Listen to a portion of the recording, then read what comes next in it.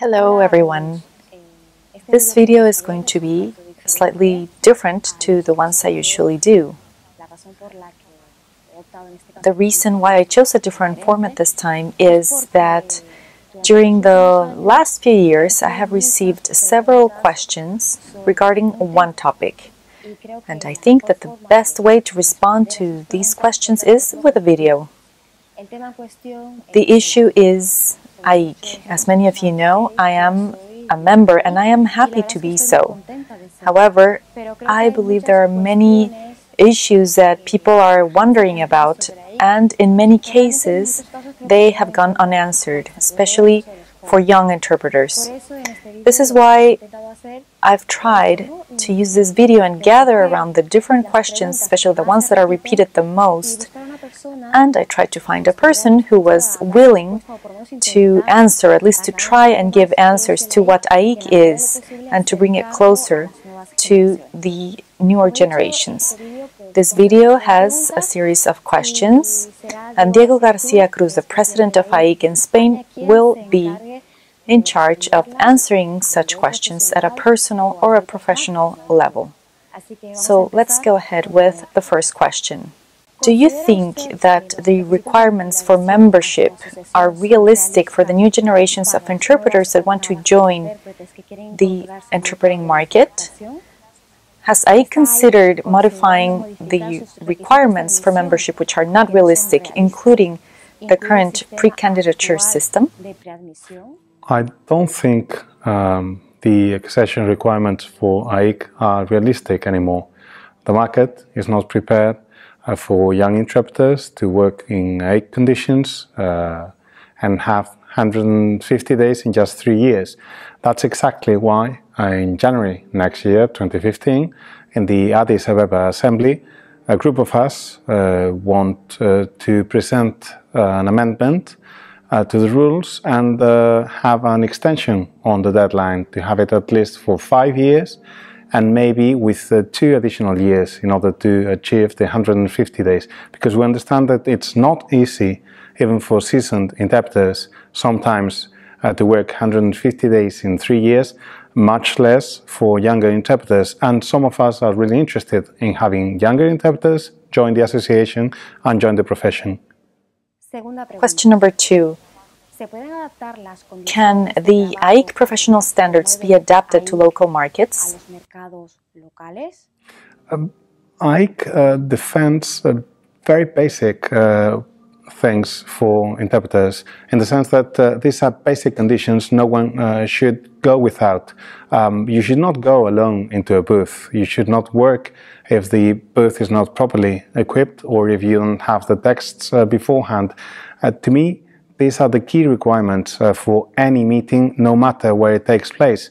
So, in a sense, there could be some minor tweakings for different markets if needed, but the basic principles of Aiic, I think, are applicable worldwide. Question number 3.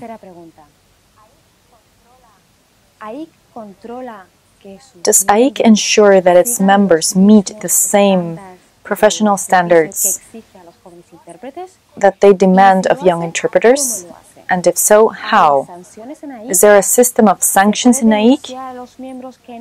Can members who do not comply with the requirements be reported? If not, then should Aiic think of a system of this kind?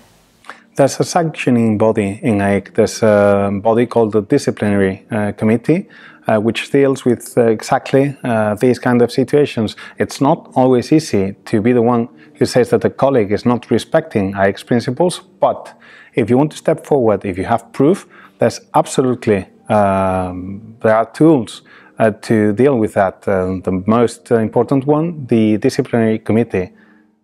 Question number 4. What is your opinion about the training scenario in Spain? Does Aiic consider that no more interpreters should be trained, that the market is saturated? And as an observation to this question, have Aiic professionals forgotten about their beginnings, their rigidity and their regulations seem to want to dissuade young interpreters. Is this true?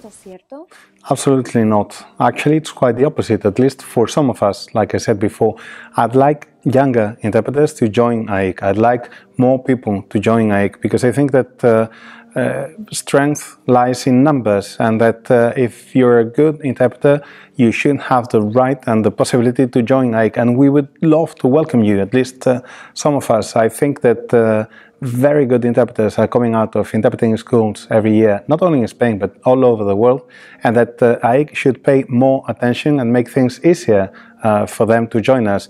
I think that the more the merrier, as they say in English, and not only that, we could achieve more things if we realize that Aiic is not the center of the interpreting world, but that it is a very nice institution, very nice association, which has a long history, which has very good connections and power.